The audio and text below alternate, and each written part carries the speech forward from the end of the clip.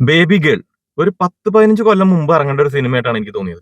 ഇനി അന്ന് ഇറങ്ങിയാലും ഇതിന്റെ മേക്കിംഗ് വെച്ച് നോക്കുമ്പോൾ വിജയിക്കുമോ ഇല്ലയോ എന്ന് കണ്ടറിയണം. ഒരു ത്രില്ലർ പടമാണെന്ന് പറഞ്ഞിട്ടാണ് ഇറക്കിയത്. പക്ഷെ ഒരു ഇതിൽ ത്രില്ലും ഇല്ല, ഒരു ലോജിക്കും ഇല്ലാട്ടാണ് എനിക്ക് തോന്നിയത്.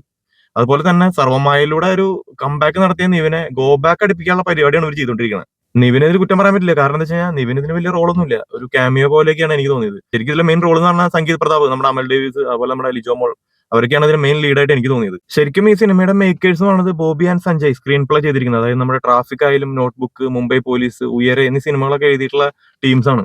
പക്ഷെ ഇതിന്റെ മെയിൻ പോരായ്മ എനിക്ക് തോന്നിയത് ഇതിന്റെ സ്ക്രിപ്റ്റിംഗ് ആയാലും മേക്കിംഗ് ആയാലും ഒക്കെ ഒരു എന്താ പറയാ ഒരു പഴയകാല പരിപാടി പിടിച്ച പോലെയാണ് എനിക്ക് തോന്നിയത്. ഫസ്റ്റ് ഹാഫ് അത്യാവശ്യം വലിയ കുഴപ്പമില്ലാതെ ത്രില്ലർ പരിപാടിയൊക്കെ അവർ പിടിച്ചിട്ടുണ്ട്. അതുപോലെ സാം സിയസിന്റെ BGM ഒക്കെ അത്യാവശ്യം എന്താ പറയാ പുള്ളി വരുന്നുണ്ട്. പക്ഷെ സെക്കൻഡ് ഹാഫിലോട്ട് വരുമ്പോൾ എന്താ പറയാന്ന് വെച്ച് കഴിഞ്ഞാൽ ഈ പറഞ്ഞ പോലെ ഒരു സീരിയൽ ടൈപ്പ് പരിപാടികളും അതുപോലെ ഒരു ഇമോഷണൽ പരിപാടികളൊക്കെ ആയിട്ടൊന്നും ഒരു ഇഴച്ചിലും പരിപാടിയൊക്കെ ആയിട്ടാണ് സിനിമ പോകുന്നത്. സിനിമയുടെ പെർഫോമൻസുകൾ വെച്ച് നോക്കുമ്പോൾ അത്യാവശ്യം എല്ലാവരും കുഴപ്പമില്ലാണ്ട് ചെയ്തിട്ടുണ്ട്. ഇപ്പൊ നമ്മുടെ സംഗീത് പ്രതാപ് കോമഡി ഒക്കെ വിട്ട് കുറച്ച് സീരിയസ് പരിപാടിയാണ് പിടിച്ചെങ്കിലും ചില സ്ഥലത്ത് കുറച്ച് അലമ്പായ പോലെ തോന്നി. പക്ഷെ ചില സ്ഥലത്ത് അത്യാവശ്യം കുഴപ്പമില്ലാണ്ട് ചെയ്തിട്ടുണ്ട്.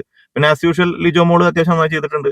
പിന്നെ പറഞ്ഞില്ലേ നിവിനും അത്യാവശ്യം ചെയ്യാനുള്ള സംഭവങ്ങളൊന്നും ഇല്ല. അതിന്റെ ക്ലൈമാക്സിൽ ഈ കുട്ടീനെ എന്താ പറയാ എടുക്കണേൽ അല്ലെങ്കിൽ എന്താ പറയാ മിസ്സാണേണ്ടുള്ള ഒരു റിവീൽ ചെയ്യുന്ന ഒരു കാര്യമുണ്ട്. അത് ഇവര് തെറ്റിനെയൊക്കെ ഭയങ്കരമായിട്ട് ന്യായീകരിച്ച് എന്താ പറയാ ആക്കിയ പോലെയായിട്ട് എനിക്ക് തോന്നിയത്. അപ്പൊ ചുരുക്കി പറയുകയാണെങ്കിൽ വേറെ പണിയൊന്നും ഇല്ലെങ്കിൽ വേണമെങ്കിൽ ഒരു വട്ടം ഒന്ന് പോയി കാണാം എന്നത്രേ ഉള്ളൂ. അല്ലാണ്ട് വലിയ സംഭവമൊന്നുമില്ല. അപ്പൊ ഓക്കെ, പിന്നെ കാണാം.